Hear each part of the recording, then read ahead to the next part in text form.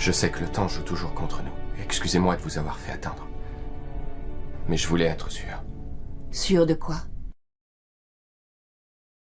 Des millions de gens du monde entier sont convaincus que les extraterrestres sont descendus sur Terre. Et si c'était vrai?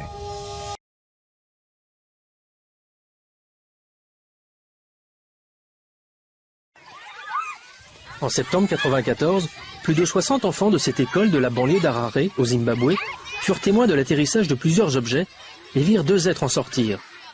Un peu plus de 2 mois après, John et Dominique s'étaient rendus sur place afin de travailler avec les enfants, leurs parents et les professeurs encore sous le choc. John, spécialiste notamment en psychiatrie infantile, avait longuement questionné les enfants. On a vu quelque chose argenté. Alors, on a couru très vite jusqu'à la cabane. Et on a vu un truc argenté et un homme debout à côté.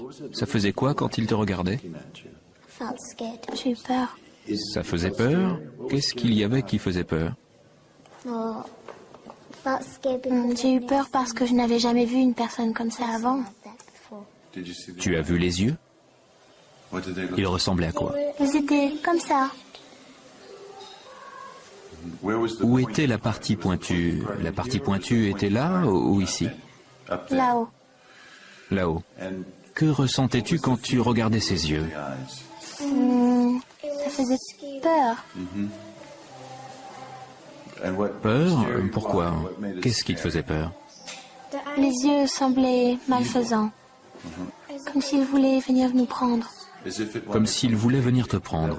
C'est le sentiment que tu as eu? Qu'il voulait que vous alliez avec lui?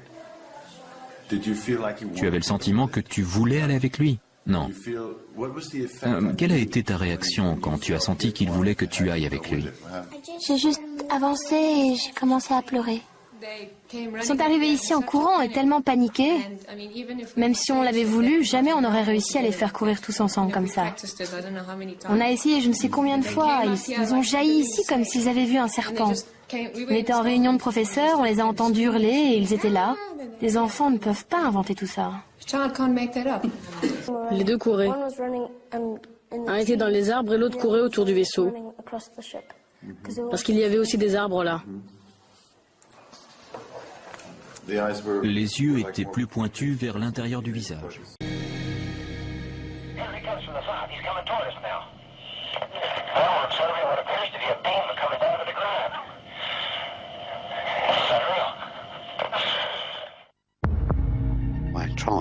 J'essayais de ne plus regarder. Mais je ne contrôlais plus mon corps. Cette chose m'a submergé. À cette époque, je savais que le ministère de la Défense surveillait les champs de blé de cette zone. Seul un petit nombre d'ovnis correspond à une activité extraterrestre. Activité extraterrestre, perte de contrôle de son corps, affaire étouffée, tout est réuni pour former une parfaite théorie du complot.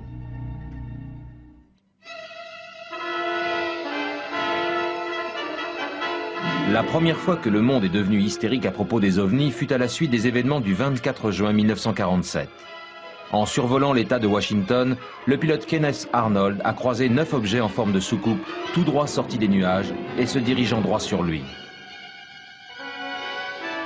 Dans les journaux locaux, Arnold a expliqué comment ces soucoupes volantes ont zigzagué autour de son avion avant de disparaître dans les airs à une vitesse incroyable. Même si Arnold n'a pas pu identifier ce qu'il a vu, cette rencontre a permis de confirmer qu'il existe des choses inexplicables dans le ciel. Cela fait des siècles que les gens aperçoivent des ovnis. Par exemple, au Moyen-Âge, les gens voyaient des choses dans le ciel qu'ils ne pouvaient pas expliquer et qu'ils n'interprétaient pas comme des soucoupes volantes, puisqu'ils ne connaissaient pas l'espace. Au XIVe et XVe siècle, ces choses étaient perçues comme des épées flamboyantes ou des boucliers.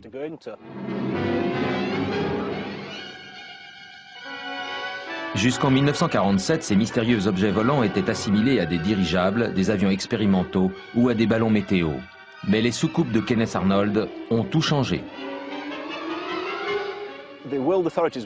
Les autorités internationales ont pris ces histoires d'ovnis très au sérieux, puisque nous étions à l'époque en pleine guerre froide. Les tensions étaient très fortes entre la Russie et le monde occidental et les autorités considéraient ces objets volants comme des attaques potentielles.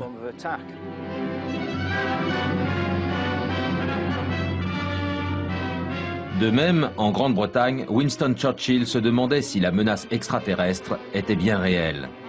Dans une lettre privée, datée de 1952 et destinée à son secrétaire d'État, Churchill s'interrogeait « À quoi correspond toute cette histoire de soucoupe volante? Qu'est-ce que cela veut dire? Quelle est la vérité ?» Depuis la Seconde Guerre mondiale, le ministère de la Défense dément toute existence d'OVNI. Cependant, l'homologue britannique de l'agent Mulder prétend avoir trouvé la vérité, ou ce qui s'en rapproche le plus. En entrant au ministère de la Défense, j'ai examiné les archives sur les ovnis et il apparaît clairement que depuis des décennies, des centaines d'ovnis sont répertoriés par le ministère chaque année. En me basant sur mes recherches officielles, je n'ai aucun doute sur le fait qu'un petit nombre des ovnis aperçus peut être associé à une activité extraterrestre. Ce ne sont pas des paroles en l'air. Des objets ont été repérés dans notre espace aérien, volant à une vitesse incroyable et faisant des manœuvres impossibles à réaliser avec nos appareils. Selon Nick Pope, l'incident de la forêt de Rendlesham il y a 20 ans de cela est la rencontre la plus probable que la Grande-Bretagne ait faite avec des aliens. Bien que les images aient été reconstituées, les voix sont d'origine.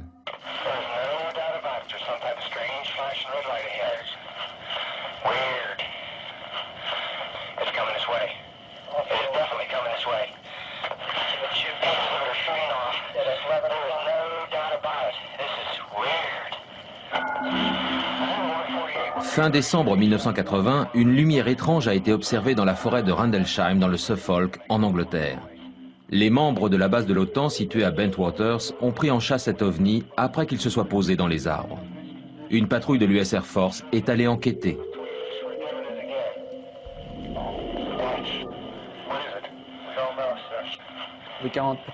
Le chef de patrouille a vu l'engin métallique se poser. Il y avait des traces dans le sol. Un compteur Geiger leur a permis de mesurer la radioactivité. Les radiations étaient 10 fois supérieures à la normale. Seul le personnel militaire était au courant de cet incident. Le public n'a été informé qu'en 1983, lorsqu'un ancien garde de la base qui était présent cette nuit-là a tout raconté à la BBC. This thing came down, the red light over it, and sat there maybe 2 seconds. It was just a ball of light in the air, maybe 20 feet off the ground, 30 feet, and it dispersed in a multitude of colors.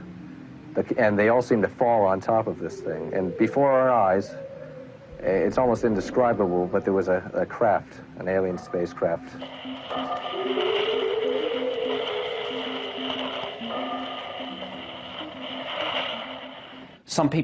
Des personnes ont vu des lumières dans le ciel, d'autres ont carrément vu un engin atterrir.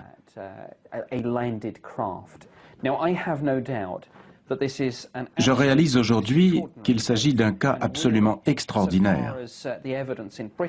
Cet événement est la plus importante preuve d'une explication extraterrestre à ce phénomène OVNI.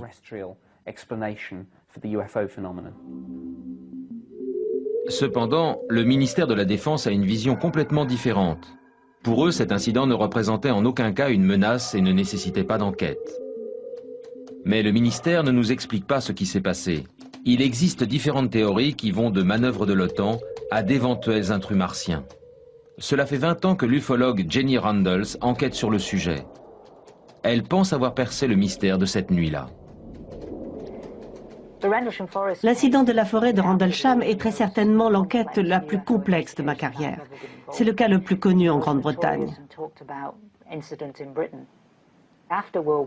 Après la Deuxième Guerre mondiale, de nombreuses expériences secrètes y ont été menées. Pendant les années 70, un système radar super puissant a été expérimenté ici. Il envoyait des faisceaux d'énergie très puissants dans l'espace qui rebondissaient dans l'ionosphère.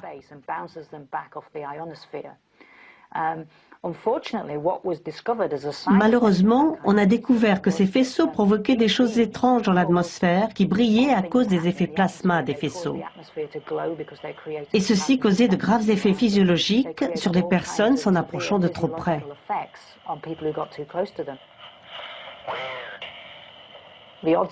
Il y a de grandes chances qu'une telle expérience ait été en cours au moment de cet incident et que ces personnes se soient retrouvées dans ce champ énergétique.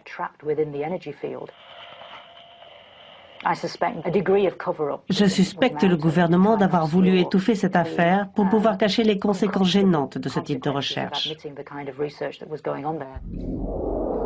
Mais Nick Pope n'est pas de cet avis. Il est persuadé que cet incident n'était pas une expérience militaire et qu'il comporte tous les signes d'un ovni. 2 semaines après cet incident, l'US Air Force a rédigé un rapport pour le ministère britannique de la Défense dans lequel les termes « incident d'OVNI » apparaissaient. Le gouvernement et l'armée ne mentent pas à la population. Pour les autorités, quoi qu'il se soit passé dans la forêt de Rendlesham, cela devait rester secret. We were threatened by the government agencies. They were not military people. We were interrogated. We met with some people, and the basic feeling and the basic thing they said to us is that no one will believe you, first off. So go on with your lives. Go about your lives. Live the most normal life you can, and forget it. If you make it hot under the collar for us, Uncle Sam supplies ample bullets, and bullets are cheap. And they didn't actually say they'd kill us, but they actually put their point across that they would use force if necessary. Ainsi, le livre sur une rencontre britannique du 3e type demeure bel et bien fermé.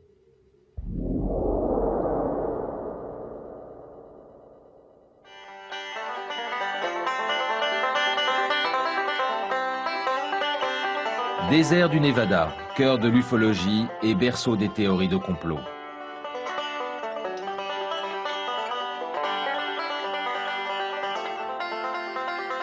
Le lac Groom, à environ 130 km au nord-ouest de Las Vegas. De nombreux théoriciens pensent non seulement que le gouvernement connaît l'existence des aliens, mais également qu'il travaille à leur côté dans ce complexe militaire.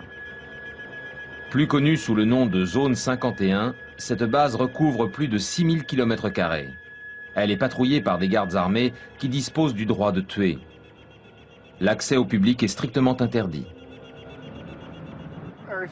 La zone 51 a été créée en 1955. C'était un partenariat entre la CIA et le célèbre Martin Lockheed, créateur de l'avion espion U-2.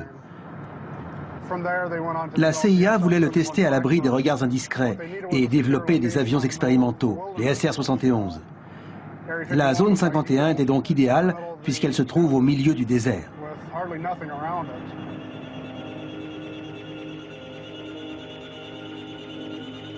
Donald Emory passe le plus clair de son temps à surveiller ce qui se passe autour de cette base. Cependant, il admet qu'il est très difficile de savoir ce qui se passe à l'intérieur.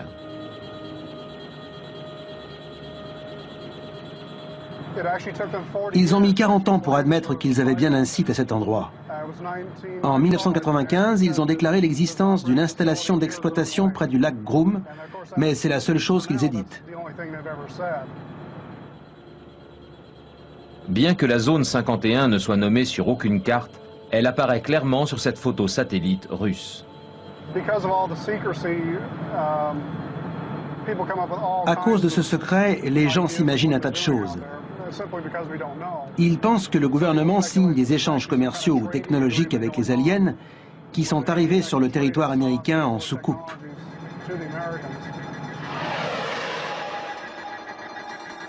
En 1996, un homme qui prétend avoir travaillé dans la zone 51 fait une déclaration à la BBC. Mieux encore, il affirme être entré dans un engin alien. The emotions, the feeling that I felt inside when I first entered the craft are quite different from what you'd expect. It's a very ominous feeling. A feeling as if you shouldn't be there. I know that sounds kind of corny, but that is truly how I felt. Le physicien Bob Lazar a déclaré à la BBC qu'il avait rejoint une équipe ultra secrète dont le but était de dupliquer les engins extraterrestres entreposés dans la zone 51. The propulsion system is quite exotic. It's a gravity propulsion system. There's no propeller, there's no jet exhaust, there's no obvious mode of propulsion. The first time I saw the disc fly, it lifted virtually silently off the ground. We're looking at something about 52 feet in diameter, just hovering silently in the air. It drifted over to the left, to the right, and then set back down. Pretty uneventful test, but it was quite impressive. Lazar n'a pas seulement dit avoir travaillé dans la zone 51. Il a également dit qu'il avait été transféré dans un site souterrain appelé S4. Ce site ultra secret serait situé sous la montagne. Les engins aliens y seraient entreposés, ainsi que peut-être des corps extraterrestres. Je ne souhaite pas discréditer tout cela car je n'ai aucune preuve. Mais en me basant sur mes recherches, ce site correspond plus à une base aérienne qui permet de tester les armes à énergie qu'à un entrepôt d'extraterrestres.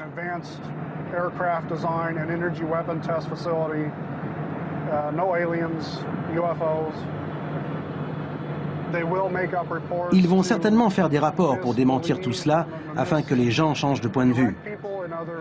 Il y a clairement une conspiration puisque s'il ne s'agit que d'une base aérienne, ils doivent la garder secrète afin que nos ennemis éventuels ne connaissent pas son existence.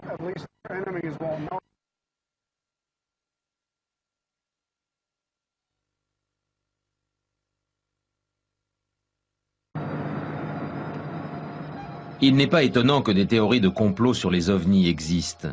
Les ingrédients sont tous réunis. Secret au plus haut niveau, test d'armes très avancés, énergie propulsée dans le ciel.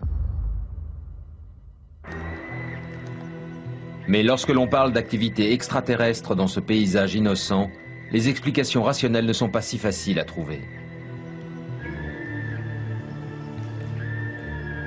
Vidéo d'Oliver Castle, Wiltshire, 1989. Ce film controversé montre des objets étranges tournant à toute vitesse au-dessus d'un champ de blé. Et en dessous apparaissent des ensembles de cercles très complexes.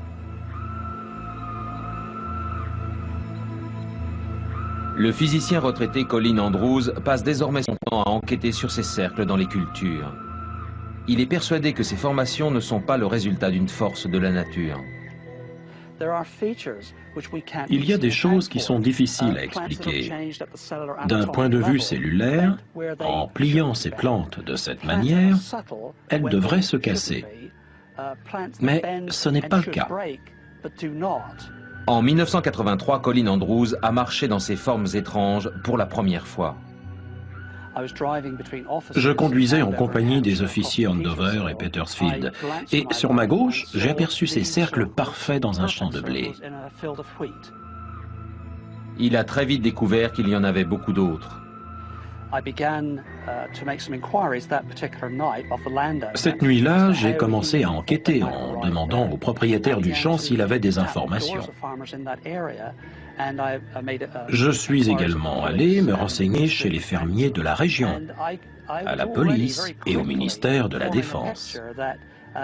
J'ai donc commencé à comprendre que ce champ n'était pas le seul. Il y en avait beaucoup d'autres, et que nous étions face à un grand mystère.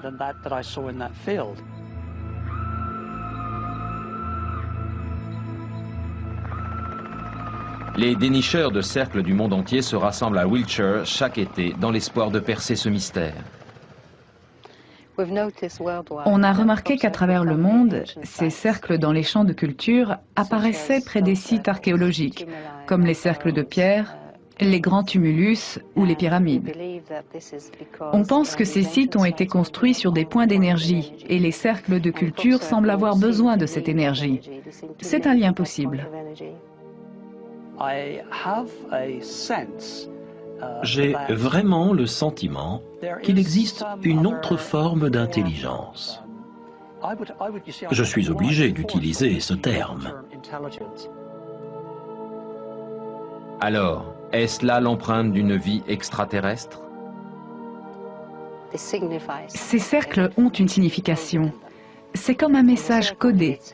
Et le cercle est un symbole universel qui signifie tout.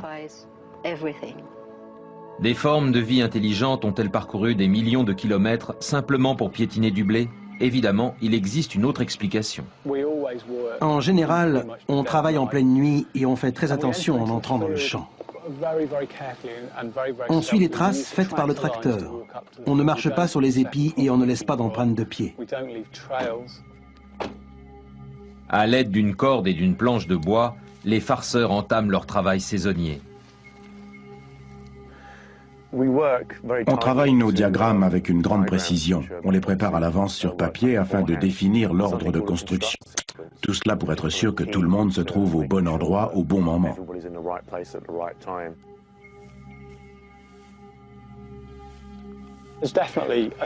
On travaille vraiment en symbiose. À notre façon, on répond aux besoins des gens. Il y en a qui viennent juste en tant que touristes, histoire de voir ça de leurs propres yeux, et il y en a qui y croient vraiment. C'est un besoin intense pour eux. Ces personnes croient à ce complot et se demandent d'où viennent ces cercles. Dans les deux cas, notre but est uniquement de les faire rêver.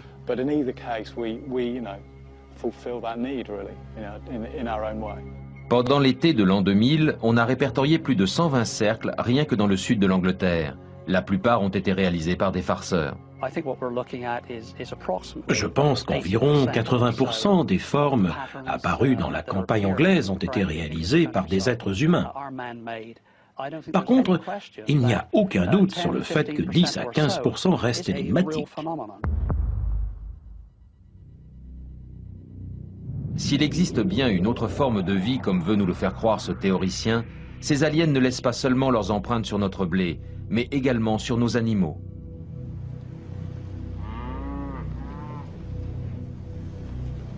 En septembre 1967, une chose très étrange s'est produite dans le Colorado. Ce fut le début de l'un des mystères les plus sinistres de l'ufologie, un phénomène qui ne trouva aucune explication rationnelle. Dans un journal local, le fermier Beryl Lewis a décrit comment l'un de ses meilleurs chevaux, Snippy, a été retrouvé mort et mutilé.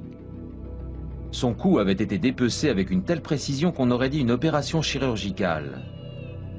Un autre phénomène était très étrange. Les empreintes de Snippy s'arrêtaient à 30 mètres de l'endroit où il avait été retrouvé. Mais ce ne fut pas un cas isolé.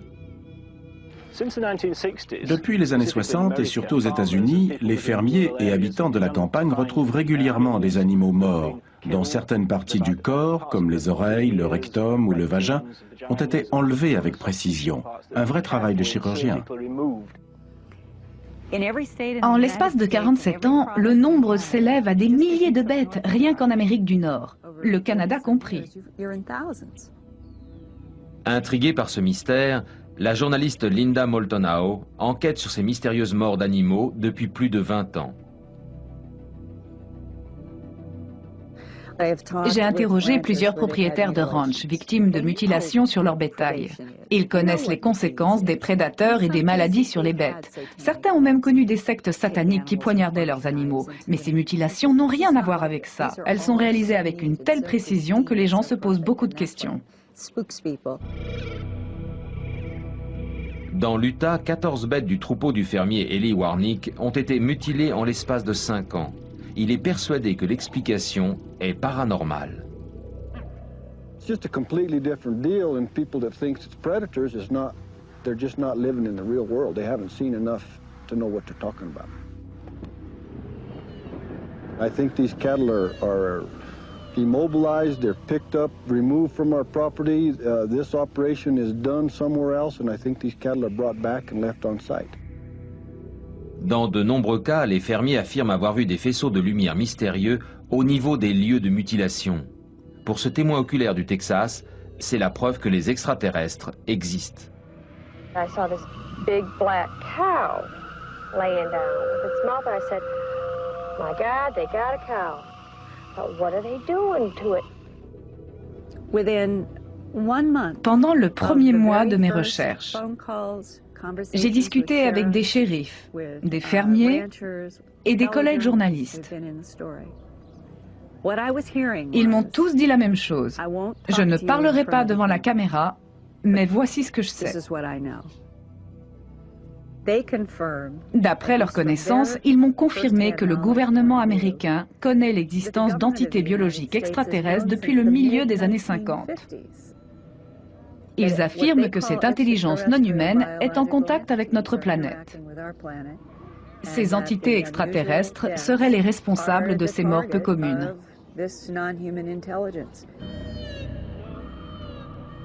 Ainsi, un scénario commun à tous les complots surgit. Les gens affirment que le gouvernement américain cache la vérité à la population sur ce qui se passe dans nos prairies. Je pense que la théorie du complot atteint son plus haut niveau. Le manque de preuves laisse à penser aux gens que les autorités savent ce qu'il se passe, mais qu'elles ne veulent rien dire. C'est exactement le sentiment qu'ont les personnes ayant vécu des expériences avec des extraterrestres. Il y a des milliers de personnes à travers le monde qui vivent des expériences avec cette autre forme de vie.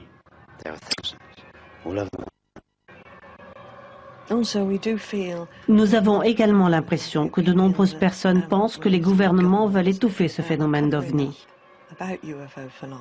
Ils en savent beaucoup plus qu'ils ne le disent. Ce sont des experts.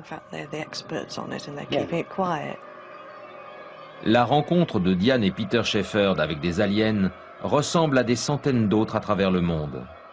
Un soir de l'été 1975, ils roulaient sur une route nationale près de Northampton lorsqu'une boule de lumière rouge est apparue dans le ciel, droit devant eux. Ils ont immédiatement garé la voiture sur le bas-côté. Diane prétend avoir été instantanément paralysée et se rappelle de peu de choses.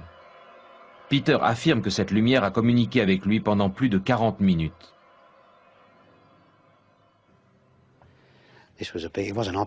Cette chose vivait, ce n'était pas un objet.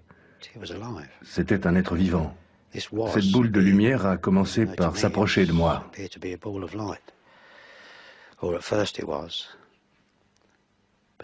Ensuite, elle m'a submergé.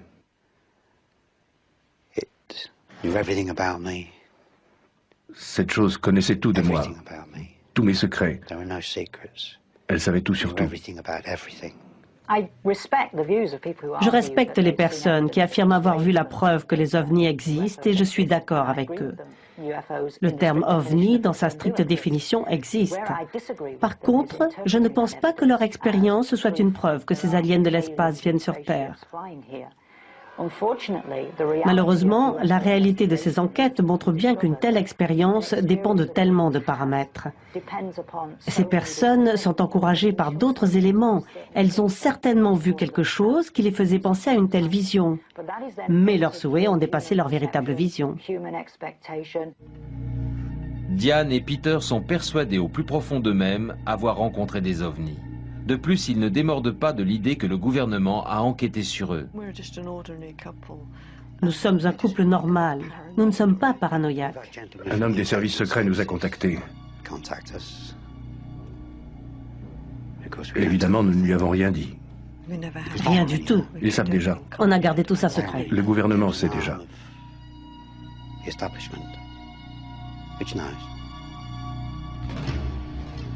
Lorsque nous avons posé la question au ministère de la Défense, ils ont répondu qu'aucun de leurs agents n'avait interrogé le couple, ni même ne les avait contactés. Do you believe in life on other planets? Oh yes, there's not much question at all. But there's life throughout the universe. We're not alone in the universe at all. You're convinced that we're not alone in the universe? Oh, I know for sure we're not alone in the universe.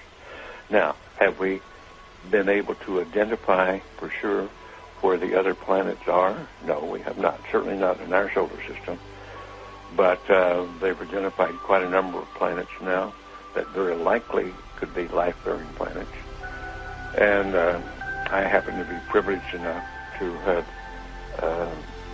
be in on the fact that we have been visited on this planet. And the UFO phenomenon is real, although it's been covered up by our governments for quite a long time. Whoa! Hang on a minute, but this is big. Whoa! This is all of this is quite a shock to me. Well, I'm sorry you haven't been reading the papers recently. It's starting to open up quite a bit. So you're telling me? Well, there's a lot of information to take on board. Hang on a minute. I mean, listen. I've heard like, crazy UFO nuts tell me this kind of thing before. I've never had Dr. Ed Mitchell, the sixth man to walk on the moon, a respected scientist in his own right, announce to me that we've been visited by aliens from other planets, and that they definitely are out there. There's no debating it. Well, that's the first time you've ever talked to me, or I've told you about it before. So you believe in you believe the whole deal? There's more nonsense out there about this than there is real knowledge, but it is a real phenomenon, and there's quite a few of us that it's been well covered up by all of our governments for the last 60 years or so, but slowly it's leaked out, and some of us are privileged to have been briefed on some of it. I happen to have grown up in I don't even know whether you know this place, Roswell, New Mexico, where presumably the Roswell incident of 1947 took place, and I'm quite knowledgeable of the lore there, and since I grew up there. But I've also been in military circles and intelligence circles that knows beneath the surface of what has been public knowledge that, yes, we have been visited. So and be serious, you're not going to go, I was just pulling your leg about that. That's not true. I'm just wondering if I've stumbled upon astronaut humour, and in a couple of minutes you're going to go, I was only pulling your leg. No, I won't say that. Wow. So what? So you've been briefed on the fact that we've been visited. Well, I have briefed is one word for it. I have been involved in much of this work. No, it's not my main work. It's not my main interest. But I have been deeply involved in certain committees and certain research programs with very credible scientists and very intelligence people that do know the real inside story, and I am not hesitant to talk about it. What is the real inside story? Well, I've just been telling you, we have been visited. Are we in regular contact, or was it a one-off crash, or? Well, no, there's quite a bit of contact going on. I can't tell you because I don't know all the extent of it. I don't know all the inside details because that isn't my really main interest. But the fact that we have been visited, the Roswell crash was real, and a number of other contacts have been real and ongoing, is pretty well known to those of us who have been briefed and been close to the subject matter. So why is it being covered up then? Why is it that it's not mainstream? Well, the reason for that goes back to the main instance really started taking place after World War II, when in the United States, at least, I can't speak for the European governments or the South American governments, all of whom have recently started opening their files. And it's been open. This is starting to open up, and just read the internet or look at some of the press, international press. You'll start to get the stories that are coming out now. But I've had people on the show telling me that that the governments are mounting up towards disclosure, towards saying that this is the case. Do you think it will be the case that there will be an actual disclosure on this, maybe this year, that the governments will come out? I don't know whether it'll be this year in the United States, but certainly we've already had it in the last few years from the Belgian government, the French government, the Brazilian government, the Mexican government. They've opened their files and admitted that they had the files. Right, okay, let me get my head together. Okay, listen, here's what I know. I've had people on the show talking about the fact that the Catholic Church has said belief in life on other planets doesn't compromise your Catholicism. Of course, that just happened recently. Yeah. In association with a major release, I believe, of the British government, some of the British government files. They weren't their deepest files, but there were some files released. Yeah. What's happening is at the moment, over the next 4 years, all of the UFO files here in the UK are being released. Do you think it's the case that we are ramping up towards maybe the UK admitting? Well, I can't say how fast it's going to happen, but certainly the public awareness of it is increasing. The public acceptance is increasing. The amount of misinformation and covert and attempts to cover up seem to be decreasing. I think we're headed toward real disclosure, and some very serious organizations moving in that direction.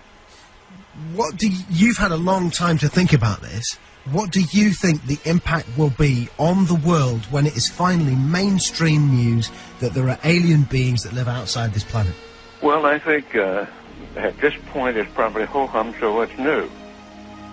I think that certainly in the United States, there's well over 70% of the people now accept this as fact, although they do not know all the correct story. They do know that there has been, or accept the fact that there has been visitation and that there's UFOs in the skies all the time that are very likely alien craft. Now, not all of them are. I suspect some of them are homegrown. I suspect that in the last 60 years or so, that there has been some back engineering and the creation of this type of equipment, but it's not nearly as sophisticated yet as what the apparent visitors have. So, as part of this, as part of you knowing about this, and also going public with it, are you worried for your own safety with this kind of stuff, or are you convinced that the no, I think those days are gone. That used to be a concern among the people on the inside, but I don't think they're knocking anybody off for that anymore, or doing drastic things to them.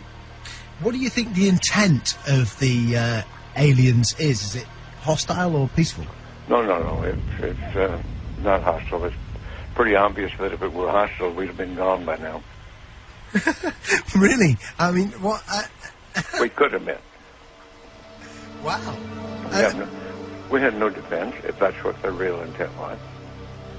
And what are we talking? What do they look like? Are we talking like, the traditional sort of... You've seen some of the pictures that I know of. Some of them are these little people that look strange to us. As far as I know, from my contacts that have had contact, that's pretty accurate. Wow. Do you think other people who were involved in the moon landings know about this? Some of them do. But again, it's like other people. If you're interested enough to dig into it and want to know about it, you can know about it. Because, man, listen, I know you're a busy guy, and I know there's other people who need to... Yeah, this phone, not leaving me alone with this other phone that's ringing all the time. I'm by myself here. This has been easily one of the most significant conversations of my life. Unbelievable. I want to thank you for joining us. You bet. And Dr. Ed Mitchell, listen, you're a friend of the show, if you want to accept that friendship. Wow, what an incredible...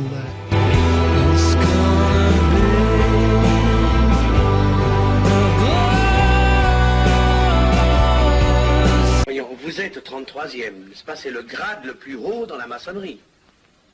Mon petit Avenel, je vais vous révéler, quoique je ne le doive pas, ces fameux secrets maçonniques dont on fait tant de mystères.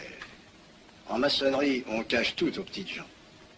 En bas, vous ne savez rien. En haut, vous commencez à voir un peu plus clair dans le jeu mondial. Moi-même, je ne suis pas totalement éclairé sur les intentions des dirigeants de notre ordre. Et quand je dis dirigeants, je me trompe. Il n'y a pas de chef chez nous. Il n'y a que des exécutants. Je suis un pion sur un échiquier, j'accomplis une fonction. Je reçois des messages. J'obéis. Je transmets. J'agis. Mais qui dirige? Personne. C'est beaucoup plus compliqué et simple en même temps qu'on ne pense. Qu'est-ce que la maçonnerie? Des groupes d'hommes qui se sont réunis aux quatre coins de l'univers pour enserrer le monde dans un réseau aux mailles infranchissables. Nous sommes 50 000 en France, 500 000 en Angleterre, 3 millions en Amérique, c'est peu. Mais c'est énorme, parce que nous formons un bloc uni d'une seule volonté. Nous rayonnons partout, nous commandons partout. Ici, 300 parlementaires sont francs-maçons. En Angleterre, le roi fait partie de notre ordre. Aux États-Unis, le président est 32e. Il n'y a pas un pays où nous n'ayons nos appuis secrets, nos hommes, nos banques, nos groupes dévoués. Et ceci n'est rien.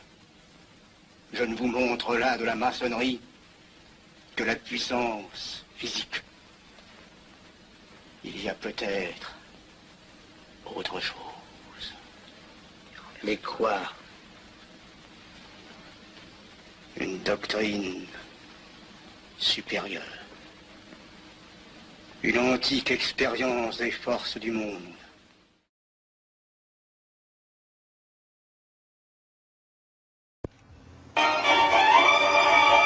Qui contrôle la politique, qui combat le système métrique, c'est nous.